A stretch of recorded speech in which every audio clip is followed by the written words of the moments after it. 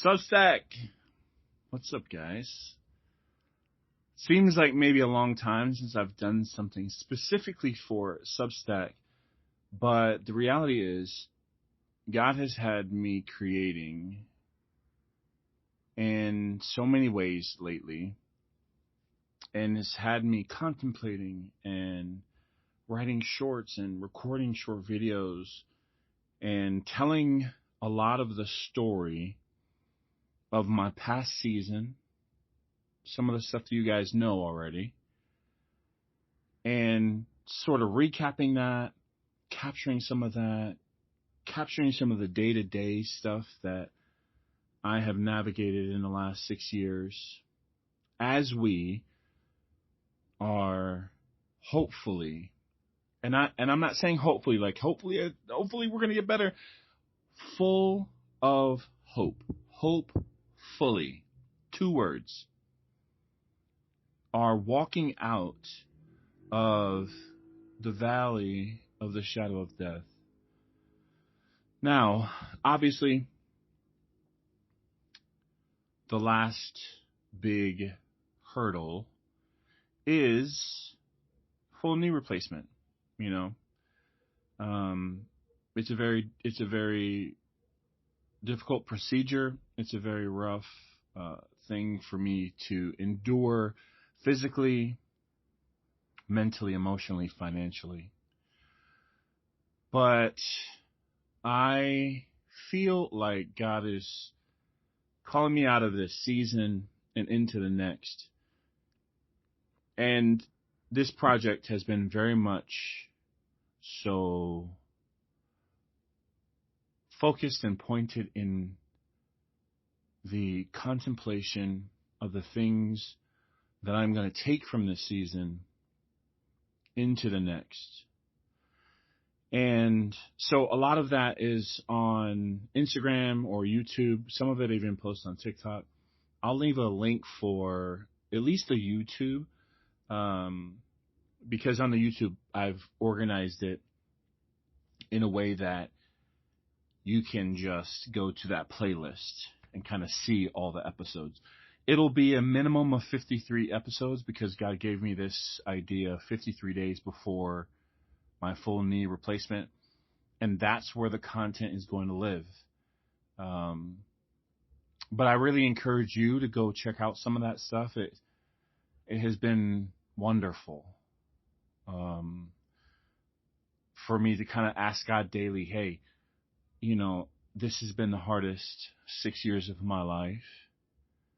I know that you've changed me and molded me into what you want me to be walking into my next season. And I don't think that he would give me this project if we weren't walking into the next season. So some of the things that I know will be in the next season, I have dreams and visions and plans and have already begun to write for the Blessed and Bruised podcast. I know that this one has been called Therapy the podcast, and I think it is still going to be the intent to create a safe space for 2 people to meet and talk and share faith, food, fears. And so we'll have some fun with that and invite some people into that conversation. Some people that you may not exactly expect. I don't feel super called to have a ton of pastors on. I mean, no offense at all.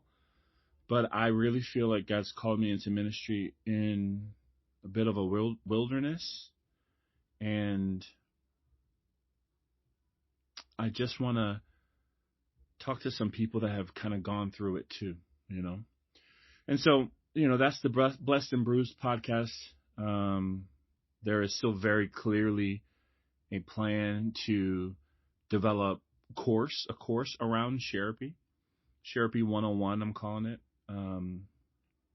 So we will have coursework and curriculum on how to connect with love and empathy to others by sharing your blessings and bruises in a safe space. I also think that there's still work to be done and the opportunity to develop the app for that faith-based connection that has a lot of this coursework and tools kind of built into it.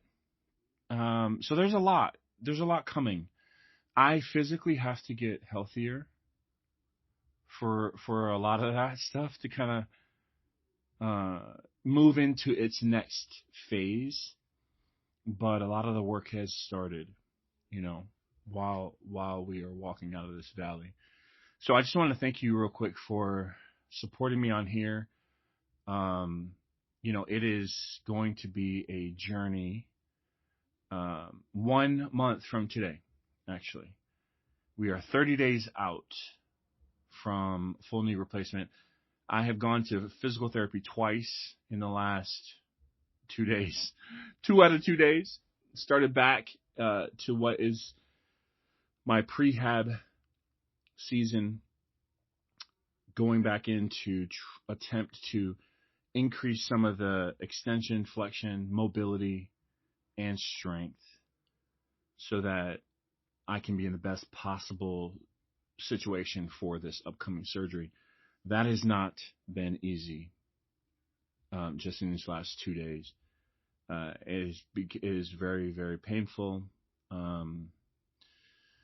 When I already deal with pain, this is like, adding it on. But when I tell you that my time, even though I'm not able to sit, even though I'm not able to stand as much, even though I'm not able to walk as much as I would want to, obviously, the time that I'm spending with God is just remarkable. And it's never stopping. And it's clear that this vision and this mission and this project in particular are all from Him because it sustains itself. It's not something that I have to come up with creativity to produce.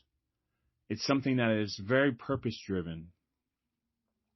And He's only showing and revealing and solidifying and allowing me to wrestle with things that He's compelling me to share. And that feels very sacred. That feels very special, even if it happens in bed, in pain.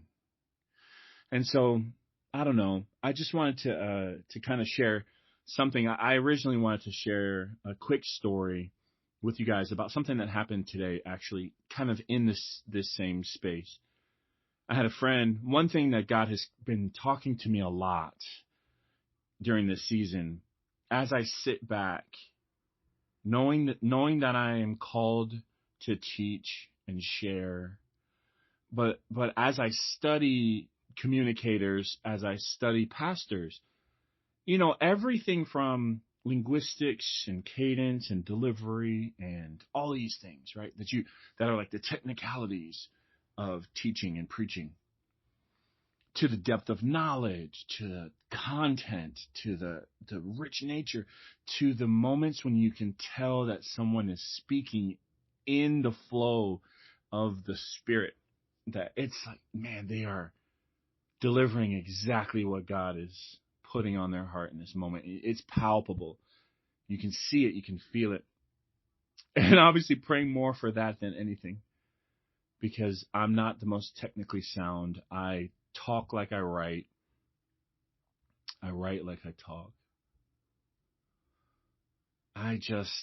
There's so many things that I can get better at, and I am working at getting better at, but I don't spend a ton of time beating myself about all the ways that I'm not prepared anymore, because it has been so clear that all of this has been for a reason. And so just one of the things that I have been able to take away from this season about this flood of information that we get from the world all day, every day. Matter of fact, for the sake of maybe even splitting this recording into 2 separate recordings. I want to thank you for the way that you've supported me, and I promise so much more is coming. And I promise that I still need your support in everything that I do. I cannot do it without you. I have not done it without you. The people that have supported me and poured into me and my ministry and and helped me keep the lights on in my house, it has been an only God feat for the last 6 years that I still have a home, that I still am able to put food on the table, you know.